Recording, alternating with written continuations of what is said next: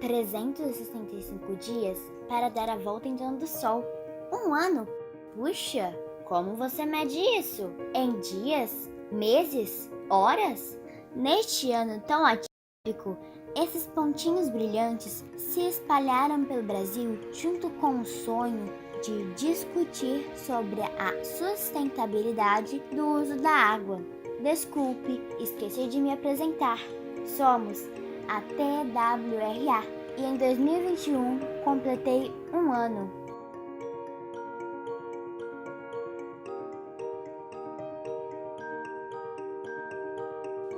A TWRA Tropical Water Research Alliance comemora um ano de muitas conquistas e uma rede de renomados pesquisadores do Brasil e da Austrália. Nestes 365 dias, a TWRA se manteve conectada para manter aceso o diálogo entre a ciência, o poder público e a sociedade. Parar nunca foi uma opção. Mantivemos nossa missão de contribuir com uma melhor gestão integrada das bacias hidrográficas de nosso país em uma parceria internacional entre Brasil e Austrália. Buscamos transferir o conhecimento científico adquirido nas pesquisas por meio de diversos canais, webinários, cursos online, apoio às expedições científicas no Médio São Francisco, publicação de vários artigos e a publicação de um livro, que teve a colaboração de vários membros da TWRA. Além disso, fomos aprovados já no nosso primeiro projeto, enquanto rede de pesquisa. Um ano. Como você mede isso? Que tal em conquistas? Celebramos 365 dias de muitas conquistas, parcerias, aprendizado e contribuição na busca de soluções aos problemas relacionados à água em ecossistemas tropicais. Como gotas que formam um rio, estamos expandindo e avançando na discussão sobre o uso sustentável dos recursos hídricos. Junte-se a nós, faça parte dessa aliança tropical. Vamos garantir a água para as futuras gerações. A água é muito importante para o planeta.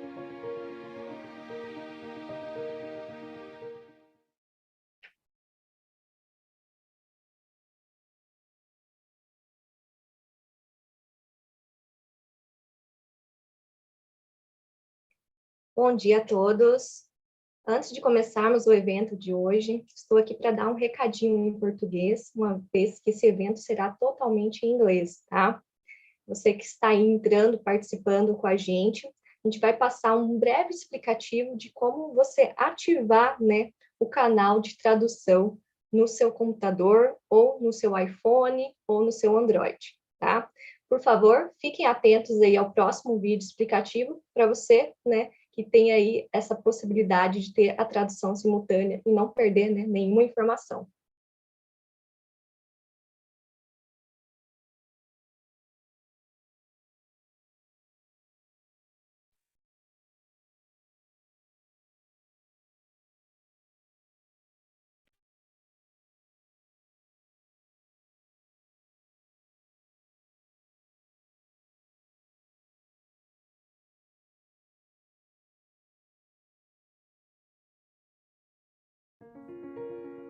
Como observaram, né, é bem simples, só ir ali no ícone Interpretation e mudar o seu ícone para tradução português. Dito isso, então, peguem essa dica, ativem as suas traduções simultâneas, aqueles que desejarem, e agora, então, começaremos, né, oficialmente o nosso evento. Hi everyone, welcome to our second Tropical Water Research Alliance webinar cycle. Today's event webinar is about Tropical Water Research Alliance and International Alliance. My name is Mayara Neves. I am doctor in animal biology and General Secretary of Tropical Water Research Alliance. It is a pleasure to have all of you with us today. And before we start, I have some background information. First, this event will be held entirely in English, and you can activate simultaneous translation in the icon below the video. Second, questions can be asked via Q&A, questions and answer, in the icon below the video, or YouTube chat, in English or Portuguese. Questions will be answer at the end of the lecture. Third, certificates will be issued from November and must be requested via email contact@twra.org. Without further ado, to open today's event, we'll have a speech by the President of Tropical Water Research Alliance, Dr. José Francisco Gonçalves Jr. Welcome, Professor Jr.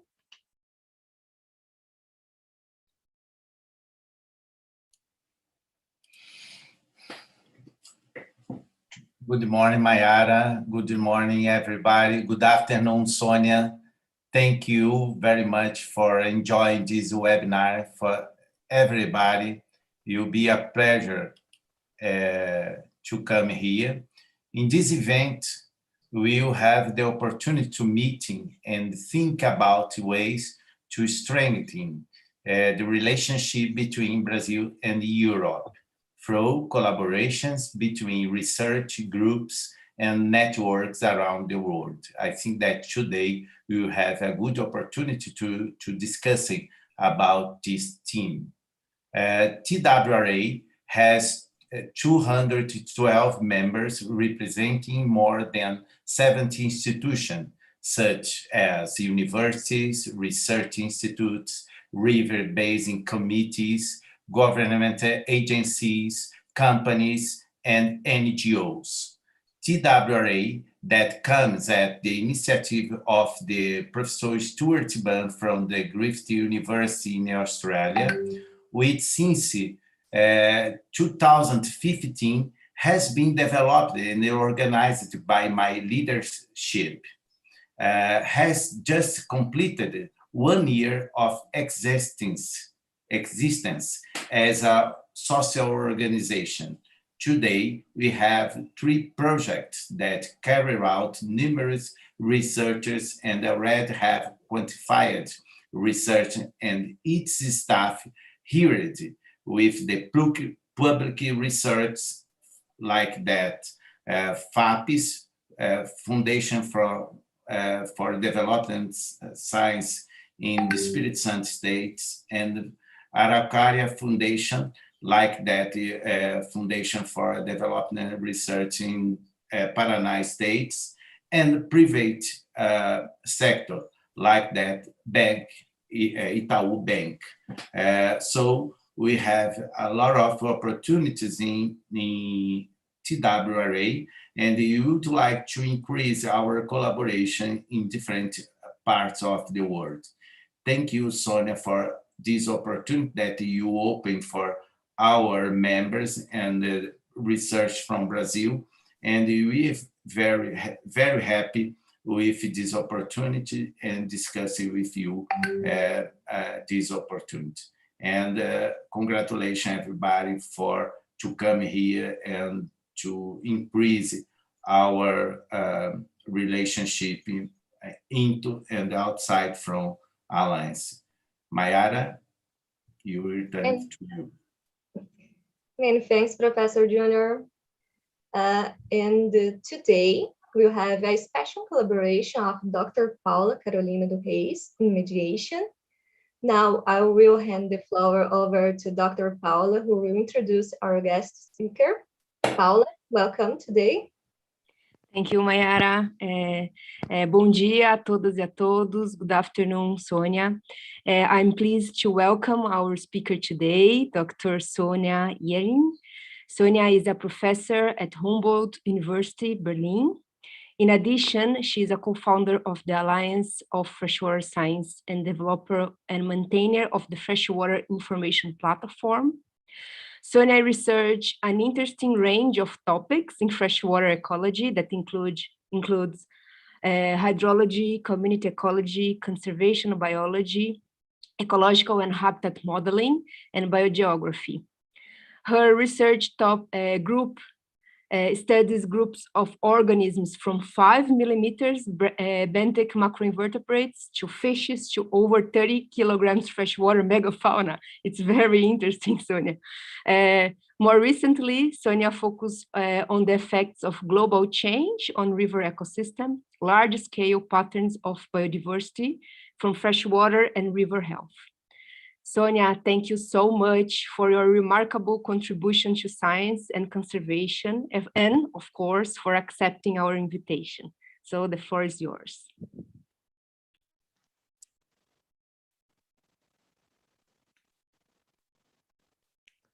Thank you. Thank you very much for this very kind introduction. And thank you very much also for the invitation today, and also adjusting to my schedule, which didn't allow giving this presentation earlier in your seminar series. I'm really happy to be here today, and I hope you can all see my screen now shared. Yes, yeah, I will. Thank you. And I will present today the Alliance for Freshwater Life. It was already mentioned in the introductory words, and how we, as a so far quite European-based network, see and would like to enhance understanding, valuing, and safeguarding freshwater biodiversity.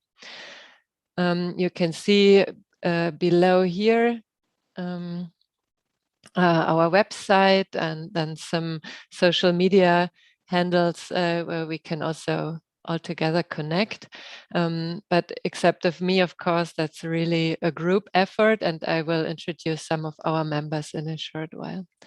But first, I would like to introduce myself. Paula has already mentioned the most important steps of myself are getting here today. I hold a diploma in environmental science.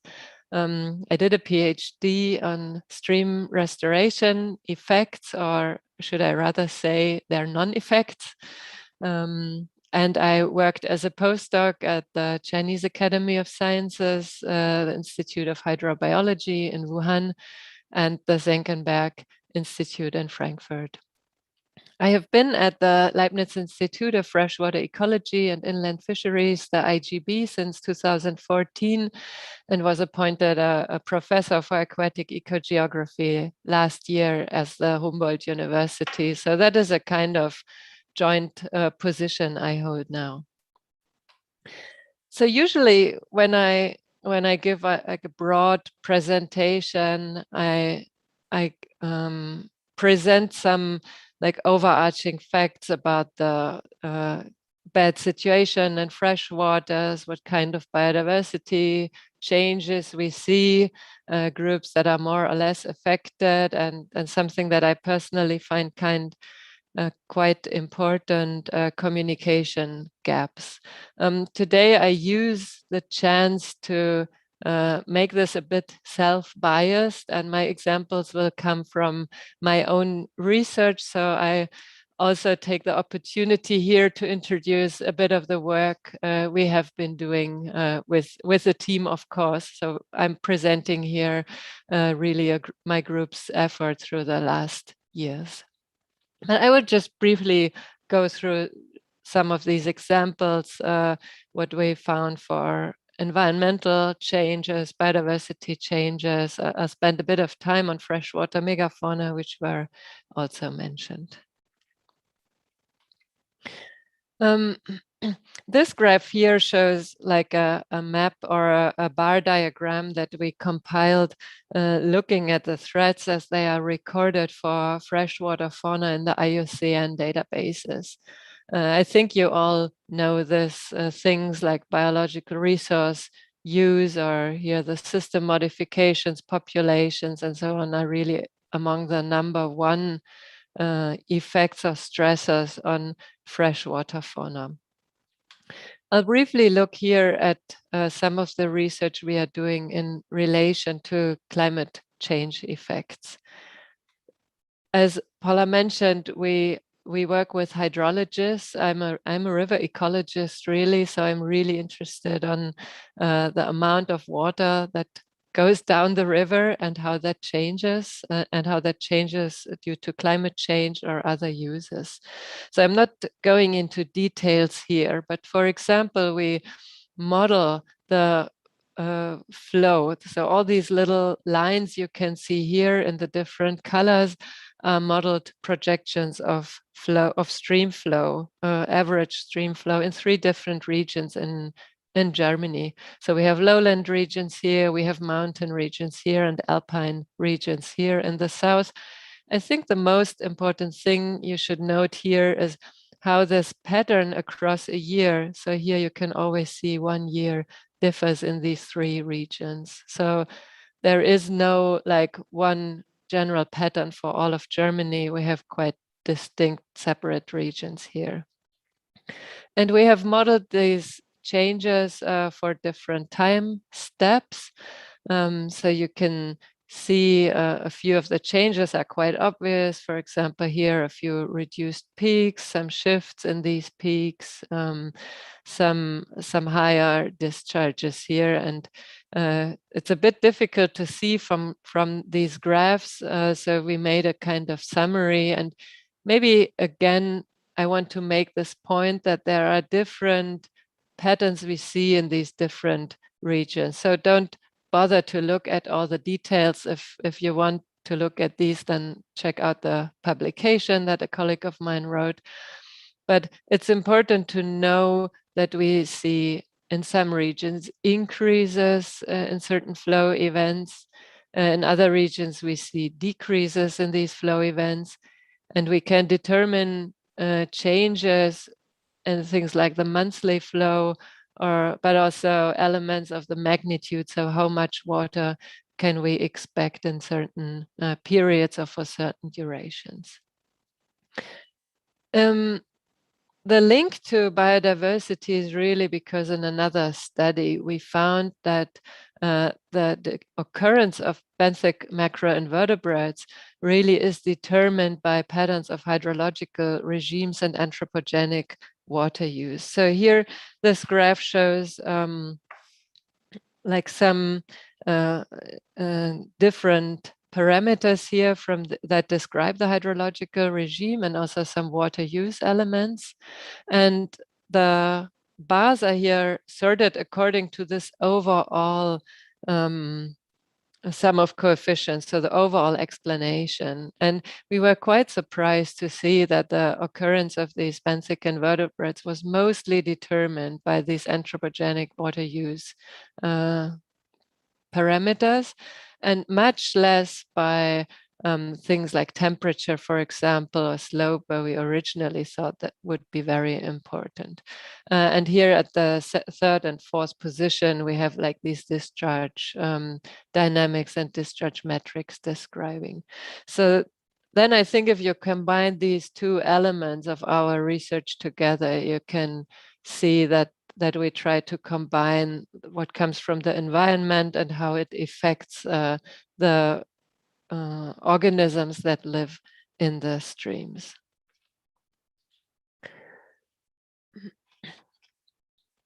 Let's look at a few other elements here, more shifting towards this biological resource use and modifications of the system. I will do this with some of our results from our freshwater megafauna part. A few years back, we thought we should find a group of animals that is really appealing to a lot of people. And we thought that megafauna, so animals that live in freshwater ecosystems that are really dependent on the ecosystem, but can grow really large, would be a very interesting case to observe. So we define maybe a bit arbitrary the body mass threshold of 30 kilograms, but we also wanted to have a range of animals in there. And by using this rather low threshold, I would say we were able to include quite a number of fishes. This is by far the largest group in this group of animals, 130.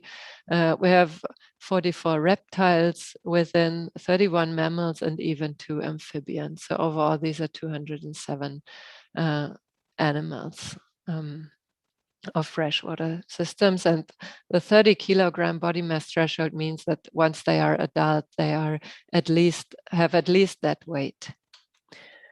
We started with looking at where would these megafauna species occur, and just plotting their distribution ranges we could find, you can see like some distinct hotspots, so areas or basins that host a rather high species richness here, like the Amazon basin here in South America, basins in Africa, or here Mekong and Indus catchments in South and Southeast Asia. We guess that these numbers are, for these regions, probably some underestimation, because also it was quite difficult to obtain information on those ranges, particularly in the area. We are quite sure that we gathered everything right here in Northern Europe, Northern Asia, or North America, just because there are quite some good information available. So how are these animals doing? We looked at population declines, and this might not be too surprising. We used the well-known Living Planet Index there that is published every second year by ZSL and WWF, and we found that overall the populations for the megafauna species that have sufficient data has been declining by 85%. If we look at certain groups, for example, fishes or certain regions, that decline gets easily above 90%. So that was quite a sobering message as well. But also, again, there was a distinct lack of data. So we didn't have like data for all of the 207 species, but a bit over half of them had a sufficient database to make this analysis at all. Okay, so one more study very recently published here that looked at the condition, how the status of free-flowing rivers might have changed. So here we combined this well-known free-flowing river index that was published 2 years ago with some databases on planned dam projects and how that would affect the free-flowing river status. And you can see by the reds, the red lines are those that will be in the future, or that might become fragmented in the future if these dam projects would be built. And that would then affect the freshwater megafauna that inhabit them. And if you briefly remember where our hotspots were that I just showed, these are exactly these areas here in South America, in Africa, and also here in Southeast Asia. So there's really some work on conservation and awareness, and everything needs to be done. And last but not least, one thing that I find interesting, that there's really a big gap in communication as well. We can see this for different indices. So we have colleagues that looked at biodiversity studies, and we can see that there's only about 15 to 18% covered for freshwaters. Or we have articles in leading biodiversity conservation journals that are really a low percentage. Only 5% of them deal with freshwaters. We here looked at conservation journal covers that change regularly. So we analyzed how often freshwater species or freshwater ecosystems were featured on the covers, because we thought each time there is a certain species on a journal cover and we do some social media interaction, for example, or some press releases, there's more attention to this ecosystem or this species given. And if we have this less often covered, then there's just there's a lack of information or a lack of communication going on. And we found that these freshwater species or freshwater ecosystems were covered the least across these 20 years. Marine was a bit over. And interestingly, we found also that the top 15 species that are featured on the covers, not a single one is associated to freshwaters. So we felt there we could really improve a bit of communication and maybe form an alliance as well with journal editors and publishers. And of course, we need to provide some nice pictures as well to them. So overall, I think we are all very well aware how biodiversity is in the center of a lot of things.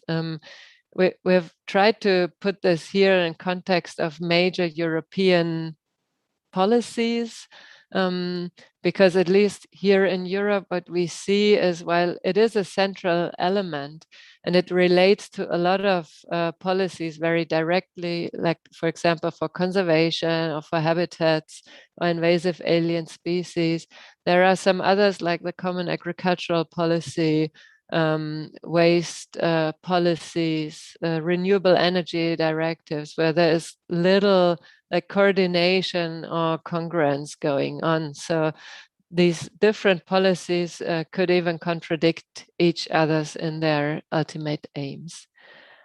And with all this in mind, the Alliance of Freshwater Life for Freshwater Life started to develop. It started to develop already before my time at IGB, but it took a while to really form itself and find its vision. And the main mission of the network is really to halt and reverse this global decline of freshwater biodiversity.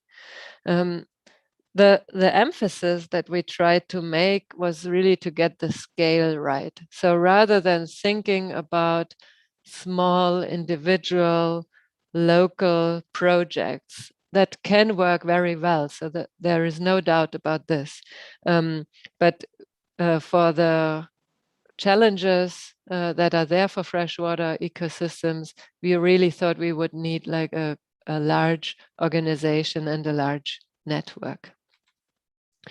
And we defined 5 areas to structure this work. So while here they look rather separate to each other, there is a high overlap and a high, they interlink at various points.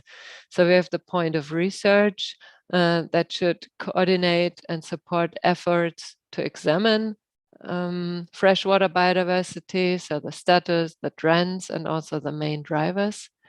The basis to this, of course, is data that needs to be compiled, managed, synthesized, and that needs to be really accessible to be used by a wide range of users. Then, of course, we have conservation that should be conducted in an informed way, and the Alliance aims to support and connect these different efforts throughout the world. And something that I mentioned is education and outreach. So to really raise the profile of freshwater biodiversity, taking education and public engagement very seriously. And then last but not least, policy. So to engage with policymakers to provide scientific evidence for informed decision, and that put freshwater biodiversity really at the center. The idea we have is that, for example, when we conduct a research project, that we think about how can the data be made available, what does it mean for conservation, how can we reach out to a broader group of people, and what kind of policy implications are there. And of course, you can see it from all these different parts. So depending on the expertise our partners and members have, or so you can think like about, of course, research related to conservation, or some of the distinctions or some of the differences, for example, with education, outreach, or policy, they could fit both areas, but I think that's not really the point. The point is that we have these 5 distinct areas that we want to combine. So in the following, I will give a brief, like a few examples, what we did through the last years. Before that, as I promised, I need to acknowledge really the core team of the alliance so far. We have an executive board. I'm a member in that together with Will Darwell, which probably many of you know, and Tony Dell from the National Great Rivers Research and Education Center in the US. And then we have steering groups for each of these 5 areas. I'm not going to read out all the names. They are also listed on our website. And we have a bit of a broader development team that supports as needed. Here on the side, you can see the photo from one of our earlier workshops where we shaped our vision and mission and decided about this division for our work. So officially, AFL was launched at the World Water Week in August 2018. We built this logo and the website for the Alliance, and Will Darwell with the development team produced this publication that outlined the main idea and defined a few steps that we've been following since then. A year later, we had a symposium. A few months later, we had a symposium in Germany, in Berlin, with a much larger group invited, where we really thought about how to raise awareness for freshwater life. And in parallel, did a bit of policy work here, submitting contributions to help shaping the long-term strategic direction for the vision of biodiversity for the COP14 at that time, and we've continued to do so for the ongoing COP. But I will say a few more words about this in a short while. So let's see a few examples for our research activities. One really important outcome personally for me, because has been keeping me busy for almost 2 years now, is this research, is this kind of research agenda. Following this workshop on raising awareness, the Ministry of Science and Education in Germany approached us and asked, could you summarize the main research needs for freshwater biodiversity for us? So we really have an overview of what needs to be done. And together with 44 other colleagues from all these 20 institutes around here, we drafted this research agenda. It's also available in English from IGB's website. So this has been drafted, but it was specifically meant for the German, kind of probably the Central European area has similar problems overall. And we thought this needs a broader basis. So we gathered around us almost 100 freshwater scientists from really around the globe, also trying to also embrace people from Africa, from South America, from Asia, wherever. And started to survey, like, what questions would you add or would you prioritize from these research ideas here? Probably some of the people in the audience are also involved in this manuscript, but I can't see the participants at the moment, so I'm just guessing. And the main idea here is as well, and now you will see some, like, how these things are taken forward through the Alliance people, that we have again these different elements here, right? So we have research that relates to ecology, research that relates to data infrastructure, research that relates to management options, and to the social ecology system, or to monitoring. So that we can really broaden the scope of what we are doing. There's no point in just understanding something very small or in very much detail, but we need to think it along several elements. In parallel, another research question paper was developed. I also participated in this. This one is very much linked to the paper by David Tickner and colleagues on bending the curve for freshwater biodiversity. And so these 25 research questions that were developed from like a big survey across the world as well, link like to different themes, like what needs to be done that we can really learn from successes and failures. How can we improve current practices? What can we do to balance research needs of population, human population and ecosystems? How can we rethink our built environments to make them maybe smarter, less water using or better reusing water? What needs to be done to reform policy and investment, and last but not least, enable transformative change. You can also see here from this little map with the participants, the color gradient, of course, showing the number of participants per country. And here again, we have quite high number of participants from Canada, the United States, or Australia.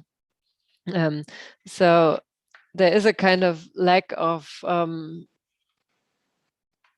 input maybe here from other parts of the world that also I think really needs to be improved, not in the long term, but more in the medium or even short term.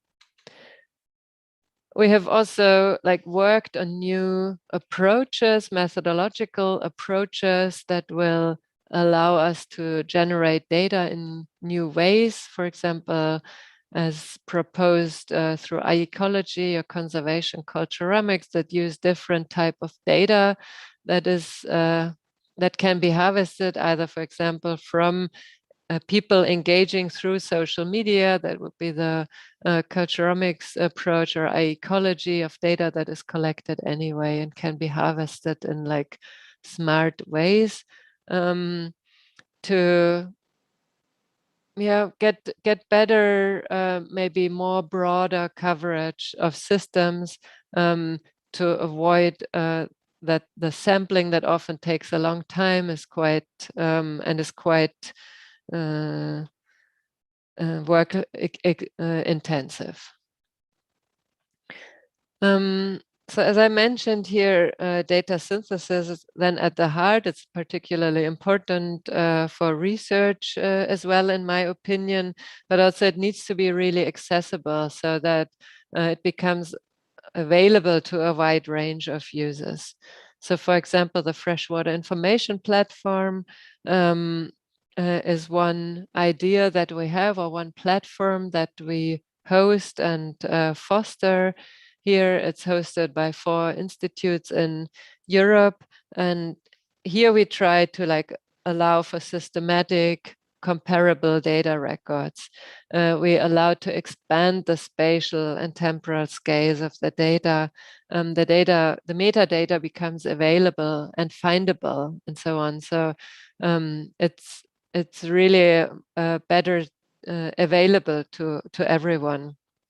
Or we have here the Freshwater Biodiversity Atlas that uses existing data to produce like maps that can be used. And we have seen that some of these maps were used in the previous IPBES reports.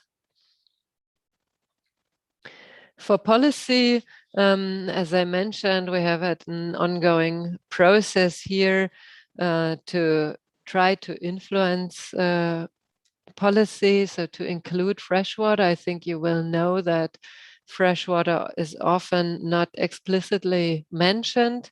So it is kind of lumped with the terrestrial area. So usually you see this marine and terrestrial area distinction, but freshwaters are missing.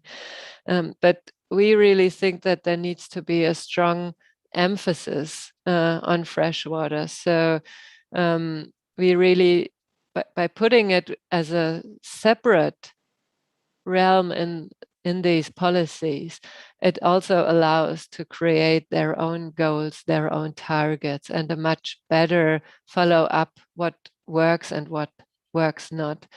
So this was a contribution we wrote following a work or a conference that tried to inform the EU biodiversity strategy beyond 2020. And here we try to summarize what is needed for this process for freshwater life.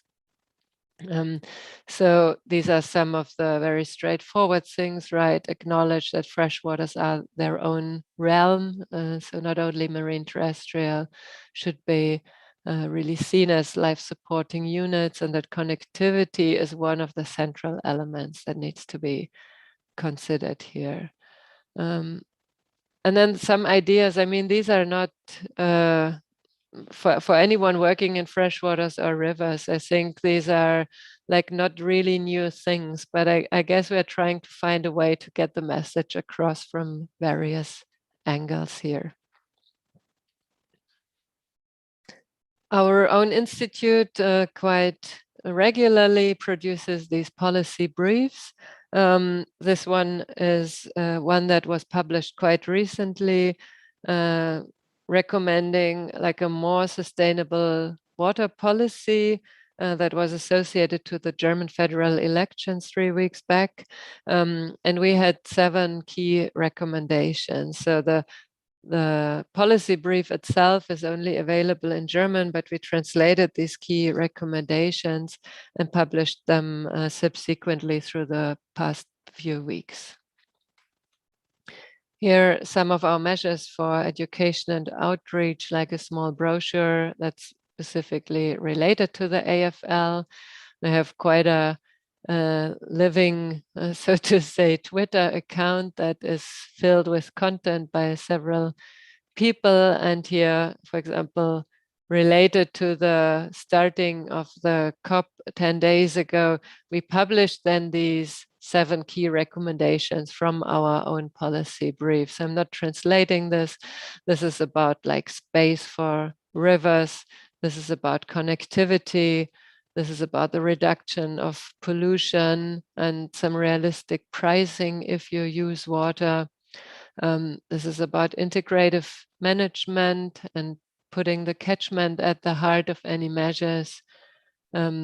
This is that we need some good measures to solve conflicts, to find good solutions that are accepted by a broad range of people.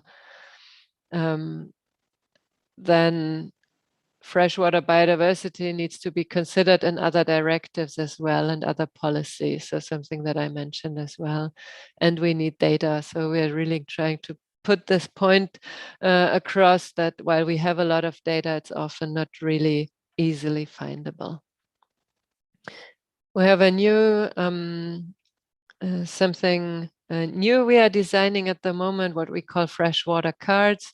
So these will be postcards that can be collected. This will be altogether available for 20 species, a kind of artistic approach to different species, like trying to bring this element of fascination that we probably all feel about these species, and maybe get some people to be interested in freshwater biodiversity as well. We've contributed to several reports that were also quite successfully distributed. And last but not least, just a month ago, or 1.5 months ago already, I had a session at the IUCN Congress here that also dealt with this idea of scaling up, that while certain measures are very successful at small scale, we really need to find a way how we can scale up. And we as an organization, AFL, was really interested to hear from other organizations how they have been doing. And what we learned was interesting. So elements like simple elements, that we need targets, that we need very clear communication, that we need to develop the relationship of trust among all the partners that takes some time, were really important to hear. So what are the challenges? And I think this is my the second last slide here. The questions that we have: how can we scale up our efforts? How can we move from these more local things that we've been doing, like the more national or European oriented elements, to more of a global scale impact? How can we implement targets that we have, particularly at the moment with rather little funding available? So each of the partner institutes bring in some in-kind contributions, but we lack like a sound long-term financial basis at the moment. And then there's always this question: how can we balance individual institutes, organizations' interests with that of the overall organization? So at the moment, we are aiming at building our partnership here, getting a better representation globally, moving away from this rather Northern Hemisphere centric network to a better representation. Manage the very different interests that are there among the partners and try to continue being visible, and then ultimately, of course, try to secure some funding. And then something I wanted to make you aware about is that we have a session agreed, so open for proposals for contribution at the World Biodiversity Forum in 2022,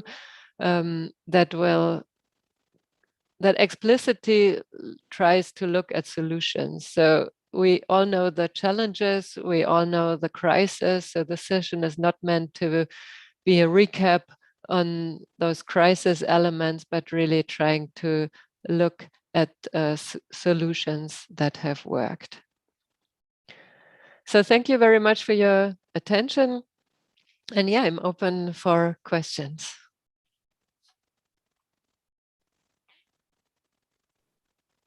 Hi, Sonia, thank you so much for your presentation. And we already have one question from Professor Mario Neto for you. And he asks, well, Brazil is a very important country in biodiversity. We host many organisms. We are a biodiversity hotspot. So considering the importance of Brazil for freshwater megafauna, what's your recommendation for the Brazilian government to better use this resource? Let's say not only the government, like maybe managers in general. That's an excellent question, and quite challenging, because I have, except of using this kind of data, I think I lack the background about Brazil or South America, probably quite in general, but Brazil in particular, because I think what works quite well here is this raising this fascination of people for certain species. And we have a few in Europe as well, but people really don't know about them. I mean, we originally had these sturgeons. There are only very few people that know that they were so abundant across all the coastlines in all of northern and central and southern Europe, and they migrate through the rivers to the fresh water areas for reproduction. And I think when people hear about it, they are quite impressed, and then they see like the tiny little spots where they remain, and they start thinking, oh, but how they cannot migrate anymore. So trying kind of to raise this understanding of what happens when you do certain things. And we feel that these big species, they fascinate people. So it's a kind of communication element, I think, and making a broad group of people understanding what they need, and then how this relates to certain activities, like dam building is something that really doesn't do well for them. Yeah, thank you so much. Yeah, it's a big challenge.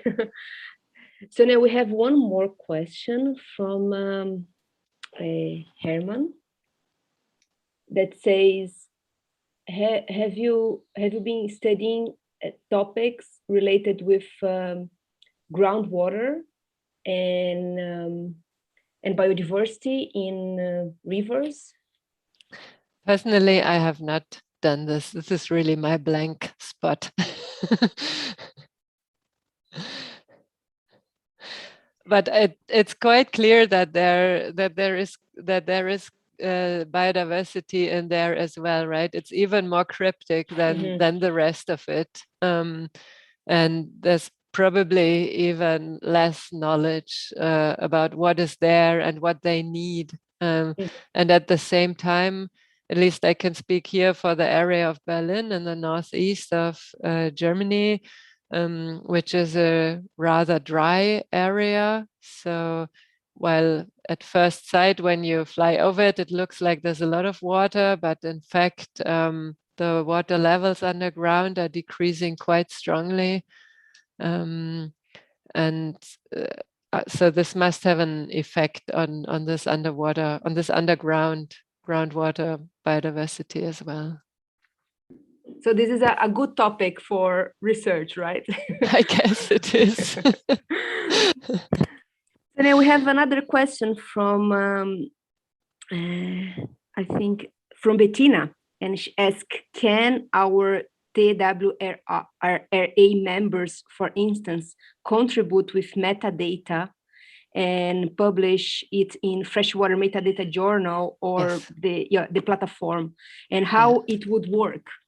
Okay, so yes, this would be possible if you would like to publish some of the metadata. I think you can go to the website of the Freshwater Information Platform and navigate through to the metadata journal, and there is a link that you can follow. I'm not sure if there's a contact to one of the editors of this journal. It's not a printed journal, it's an electronic journal.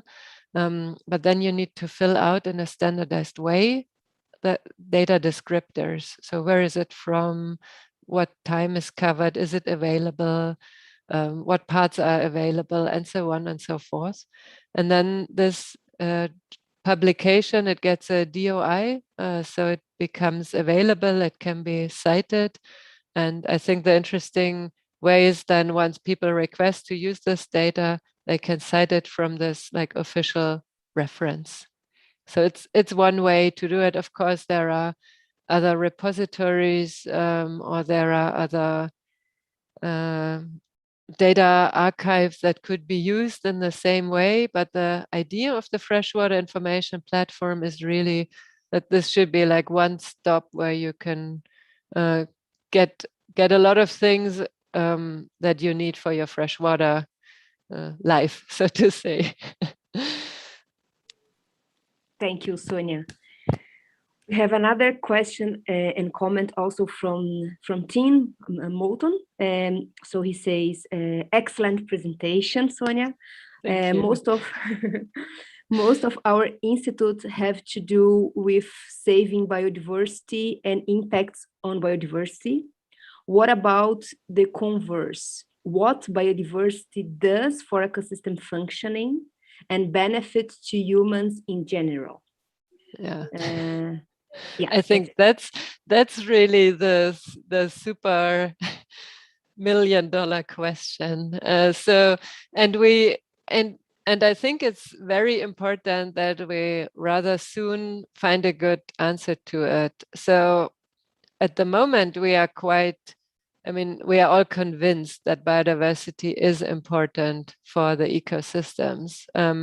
But I think what we need to improve is really to describe this link and that we can put some numbers on these effects. So for example, what is the contribution of a more diverse system maybe for cleaning water? It's quite well known for this removing organic pollution through the saprobic index. But what does it mean then in terms of production of drinking water when you take the water out? Does it have an effect on like the amount of cleaning that this is needed? I think it has, but we can't put a number to it yet. It can be, there are some good numbers around here, for example, for recreational uses. These are kind of the easy things, I guess, how people use a system when they go there, spend some time, spend some money for staying overnight or so. But I think in general, these very essential services of drinking water, using water for production, etc., that needs to be improved.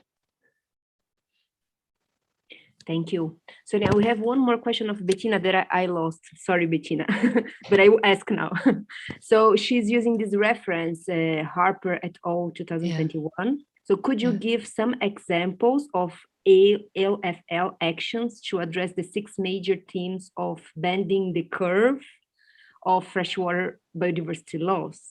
And then she added another question. Okay, so answer one by one. Okay. Yeah, so I think that's a good idea, really, to maybe use these question documents that we have developed now and use some of them to guide our action through the next year. We haven't done this, so obviously we were also all quite affected by last year's COVID crisis. And that has put a lot of things really at halt, so put us down to the lower level of activities than we originally had planned. But I think that's a really good idea that I will put forward. Can we look at these documents and maybe select a few of the questions and derive some actions to do something? So that would also mean this kind of coherence that I think is quite important, that there's a coherent communication. What is the aim of the Alliance and how do we build on things that we do? Cool. So there was a second question. Yeah, no, actually there are 3. I will go to the second. Is AFL focusing on some aspects in particular? What do you think should be the priority questions, for instance, in the case of Brazil? So the particulars, the particular actions have been defined more by the partners so far that had capacity to deal with them. So that's maybe a disadvantage. On the other side, it has allowed us to progress and make something at all, right? Because it fit into things that we were doing, that we were interested in. So I'm from a research institute. So I, of course, by my job description, I have to do things that have some relation to research. And then I support, for example, our public relations people when I feel this would be important and they have some experience. So far, there is probably also in the Alliance a bit of a bias towards research institutes as well. And with other organizations that are member and that are supporting, we have this challenge, like that, of course, everything that an institute or an organization does is attributed to their portfolio as well and to AFL. So we're trying to find a good balance there. And that has led to certain activities, but there is not like one super priority, because we really wanted to acknowledge that there are these different systems, these different experiences that are there, and that we all will need in the end. And then the third question is, what do you think should be the priority questions in the case of Brazil? I don't know. Yeah. I'm very sorry. But I mean, the way, for example, that we thought with this global research agenda that can be looked at, for example, at ResearchGate or EcoEva or Archive, is that it provides a frame. So, I mean, it's quite blunt probably to propose 15 topics globally. And of course, we acknowledge that the different regions will have to prioritize their area. So there is no one solution to everything. And we learned that really when we put down these 15 things, that of course our African contributors had very different priorities than we. And so I think each region, each more, even a smaller scale could look at it and say, okay, and now we take these three priorities and work on them. So we hope actually that this will happen throughout, that more regional teams will sit down, use it as a kind of guiding document, and come up with more detailed suggestions for their own region. Well, I also had a question in this sense, so I will try to ask now. So, what do you think that's the role of this local network, such as TWRA in Brazil, to unite the global freshwater biodiversity community? And if you could you also give some example of possible deliverables that we could aim? Mm-hmm. I think it's the same way. So it doesn't work with only one organization globally. You see this with a lot of the measures. The ones that are successful are the ones that manage to locally engage or maybe more regionally engage with people.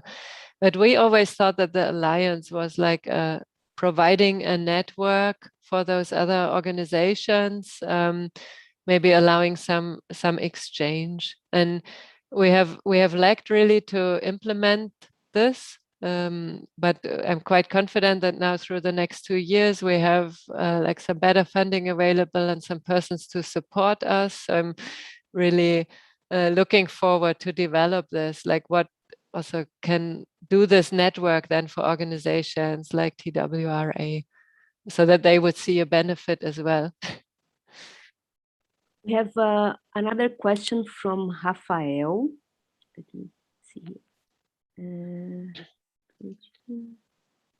Wait, I lost his question. Let me see here.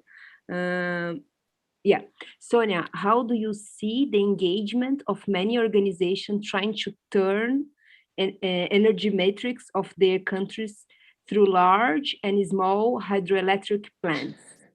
It seems that many of them are applying their effort to become more sustainable, replacing coal plants, for example, building facilities, which results great changes in river behaviors. Yeah. Well, I have quite a clear opinion about this. The short version to it, don't do it. But in terms of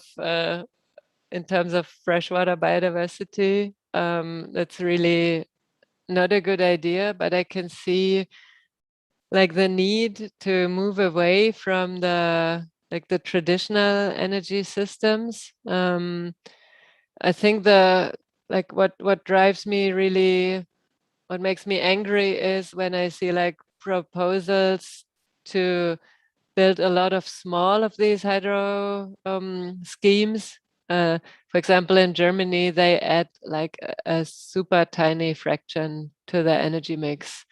Like I think less than 1% or so. And there are so many planned and they do so much harm, which is like not in balance with what they would provide. And the idea we have is that maybe there are ways that if it's really needed, if really hydropower is needed, then try to find a location and clearly think about a location that would do less harm to biodiversity. And maybe on the other side, I think that there should be better ways to do these things than building dams in the middle of rivers, which just interrupt everything. They are high maintenance. They have, I think, also their own energetic balance is not really good, and there have been like with all the stone and cement and so on being used and traveled from elsewhere. And I think there are studies that have shown that they actually emit also greenhouse gases. So I don't think they have such a good balance anymore in this whole portfolio. Thank you, Sonia. Particularly, I think it's very empowering to see you as a woman, like a very good researcher and doing such a good job. So I would ask you to give we have also many young students, young women watching this presentation. So I would like you to give a final message for this new generation, please. You should have told me before so I can prepare a bit for this super important message. No, it comes from the heart. Okay. So, yeah, I think if you are a young researcher, you know that this is not an easy task, right? You really have to balance a lot of things. You have to balance the request to do excellent research and at the same time, maybe you have other obligations. So to me, I found it always very essential to really focus on a topic that I found most interesting, that I found really like inspiring for myself, and avoid topics that other people thought I should do, but which weren't so much of interest. And by this really not to lose the joy in research and the joy to do science and dig deep into facts and pull things together. Thank you, Sonia. I will pass the word to Junior and then he will finalize this, but thank you so much. Thank you very much.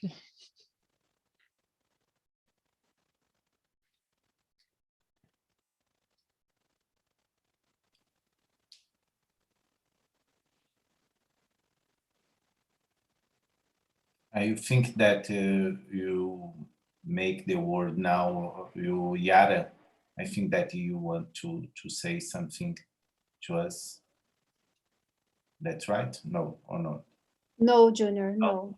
No. Thank you. Thank you. Thank you, Sonia. I think that you give us many inspiration ideas.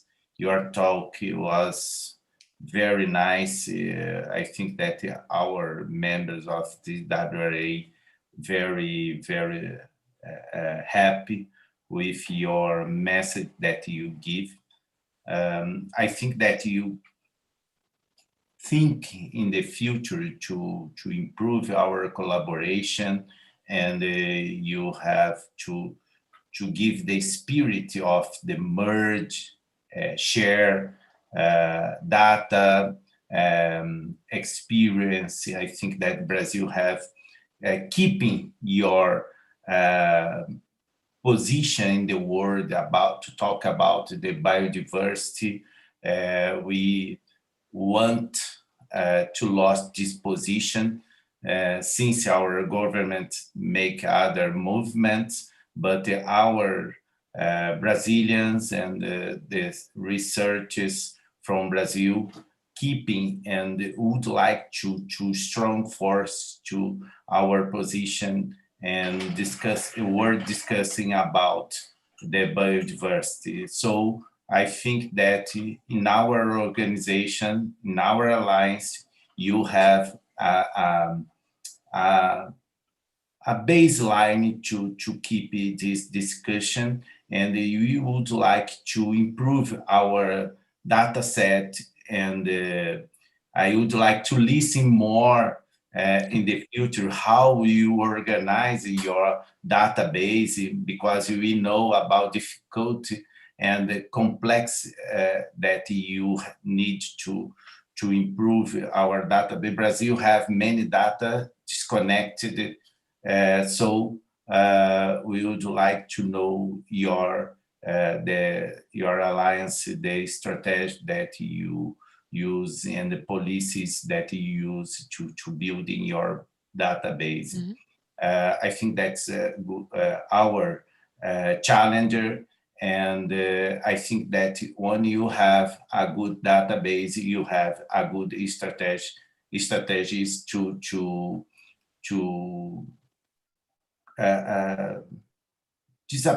completely disappear the threats that our ecosystem, our freshwater ecosystem, you are under, and go on to completely disappearance. So Thank you very much. In my mind, I think many things to do that you have to talk in our colleagues. I know I saw the list of our colleagues in the participation of this section that I think that all of them would like to talk with you and your colleagues from your alliance to share our experience.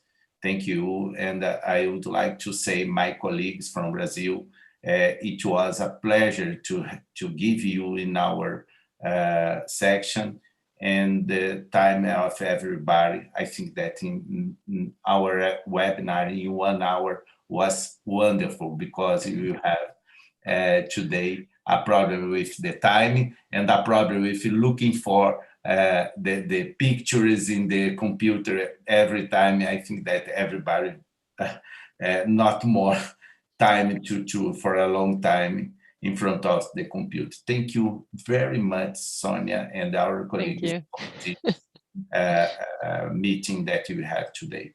Everybody, thank you. See you in the next week with another international webinar with our colleagues from the steering committee of the Alliance. Thank you. See you.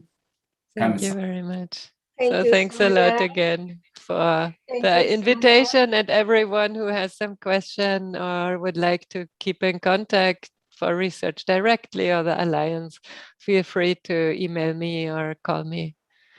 We'll be very Yes, happy to exchange further. Thanks. Excellent. Have a nice day. Well, thank you very much. We really appreciate your presentation, your talk, your excellent talk. I'm feeling so motivated and inspired with your answer to last question from Paula. And now we have come to end another webinar, and really appreciate everyone's participation, especially our TWRA team. Thank you everyone.